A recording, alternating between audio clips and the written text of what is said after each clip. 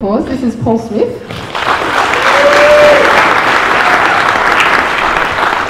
I'm not nervous at all, feeling very confident. You have to talk in the mic.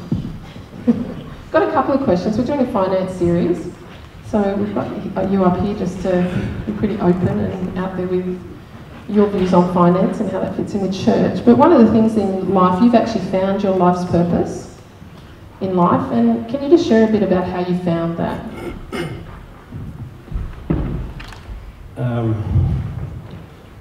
Life, I suppose, is a journey, and the purpose is not something you find straight away. It takes time. So life is a journey, and every day you learn what satisfies you and what makes you feel good on the inside. Well, that is for me anyway. Ever since I was young, I felt my purpose was to be able to help people, and mostly people in need, I suppose, with the resources that the Lord has entrusted us with, whether it be my time or my money. I feel like it has been a gift that has been birthed by watching my parents. They were always similar people to me, always seemed to help the people that were struggling. So that was how you met your wife, wasn't it? Your dad was out there helping. Yeah, well, yeah, we did help my mother-in-law at the time quite a bit because she was struggling with a divorce. So some people can't help their circumstances, and I think God positions you in a place to be able to help, and it's just a matter of stepping out sometimes and doing it. So in giving, whether it be your time or your resources, your money, I suppose it is, God's basket is always bigger than ours, so it always seems to be there to give again. Yeah. So Tim was just talking about tithing. That's something that you and Julianne do. Can you just, I guess, share a little bit about your experience of that, of tithing?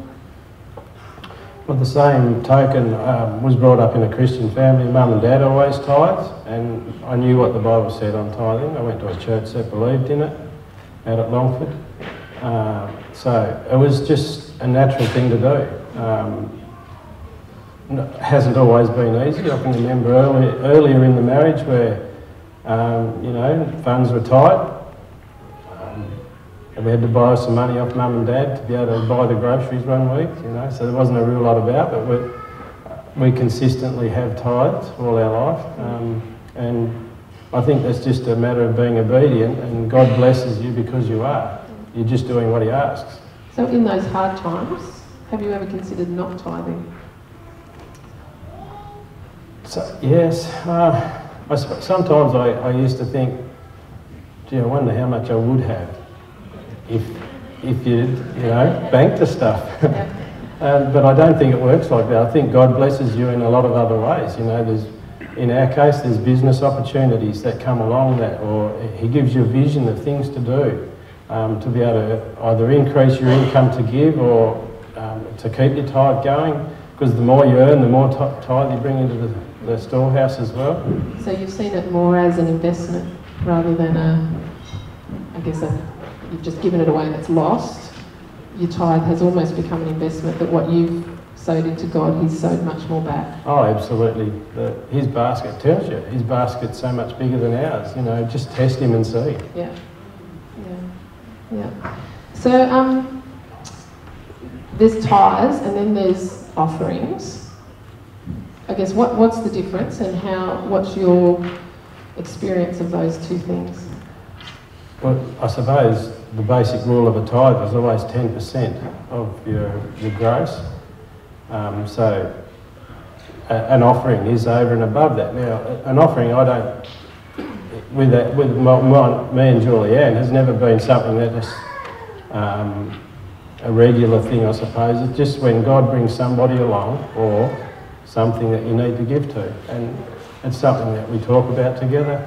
We pray about it. Sometimes you just come up with a figure.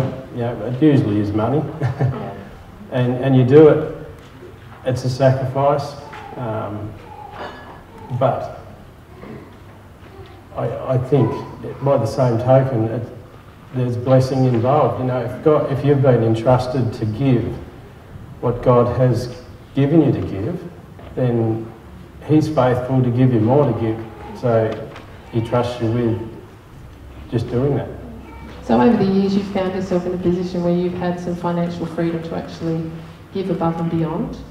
You've had both got businesses that you've worked very hard at, but have been a blessing. Yes. Yeah. So I guess what advice would you have to people here? I mean, you know, there are people here, just like when you first got married, that were struggling and had a decision to make about tithing. Do you have some advice that has held you in stead all those years? Not that you're very old, very young, but... Middle age. I listened to a CD this week with Rick Warren, and he said that if you've got a bill to pay and you're not tithing, start tithing first, because God will look after you with the bill that you need to pay. So I did listen to that, Tim. There you go.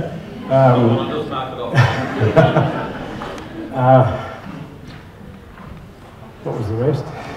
I guess a word of encouragement. Yeah. For you've done it. You've been married 22, nearly 21 years. Nearly 21 years.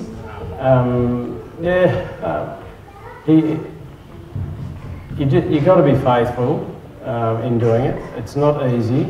Dad always used to say, don't spend what you don't have. So there's a good rule of thumb. Sometimes you don't always need and you don't put it on your credit card just because you want it. We never had a credit card for years and years. It's probably easier nowadays, but talk about it. Don't impulse buy, you know. Just only spend what you have, and then you don't create yourself a debt. I think that's just wisdom. And just make it in your heart that you're going to tithe and see what God will do for you. You know, I don't think we can understand the big picture of what God's got planned if we only do what He wants. So just be obedient and do it. Try it, test it and see.